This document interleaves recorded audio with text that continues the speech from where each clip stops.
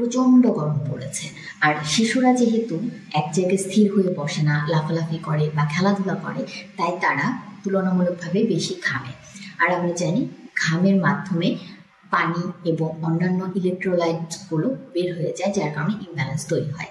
এতটুকু জানার পরে অনেক বাবা মাই বাচ্চাকে র্যান্ডমলি ওরসালাইন দিয়ে থাকেন।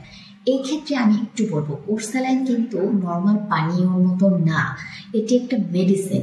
এটার একটা নির্দিষ্ট ডোজ আছে, একটা নির্দিষ্ট পরিমাণ পানির সাথে নির্দিষ্ট পরিমাণ ওরসালাইন গুলাতে হয় এবং সেটা কতক্ষণ পর্যন্ত সংরক্ষণ করা যায়, কোন বয়সী বাচ্চাদেরকে কতটুকু দিতে হয়, এই ব্যাপারটা জানতে হবে।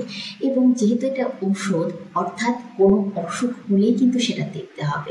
বাচ্চা ঘামছে তার জন্য আপনি ওরসালাইন কিন্তু দিতে পারেন না, কারণ কোনো কারণে যদি এই ওরসালাইনটা অতিরিক্ত পরিমাণে বাচ্চার শরীরে চলে যায়, তখন ইলেকট্রোলাইট ইমব্যালেন্স তৈরি হবে এবং এর কারণে কিন্তু শিশু মৃত্যুর মতো কিন্তু ঘটনা দেখা গেছে।